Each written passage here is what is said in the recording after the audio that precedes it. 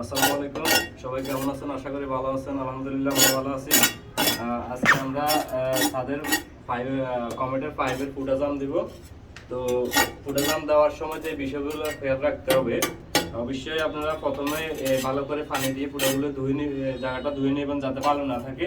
তো আমরা পানি মেরে দিয়েছি, তারপরে দিয়ে গোলা অবশ্যই দিতে হবে, গোলা দিয়ে দিবেন। গোলা দেওয়ার পরে ভালোভাবে এই পাইপগুলোরে আপনারা সিলেকশন ভালো দিয়ে মশলা বানিয়ে তারপরে জাম দিবেন, যাতে করে কোনো প্রকারের লিকেজ না করে। লিকেজ করলে, কাজ শেষে লিকেজ করলে এই লিকেজ বন্ধ করার মতো আসলে ওই রকম কোনো ক্যাপাসিটি নেই। এটা বন্ধ করা খুব জটিল বিষয়, বন্ধ করা সম্ভব না।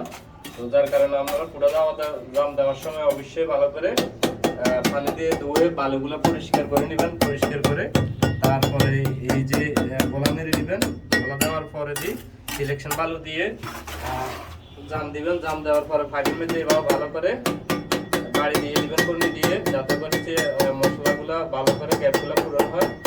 যেভাবে বাড়ি দিলে ভিতরে মশলাগুলো ভালো করে ঢুকতেছে, ঢুকে যত ফুটা আছে সবগুলো জাম হয়ে যাবে আর লিকেজ করার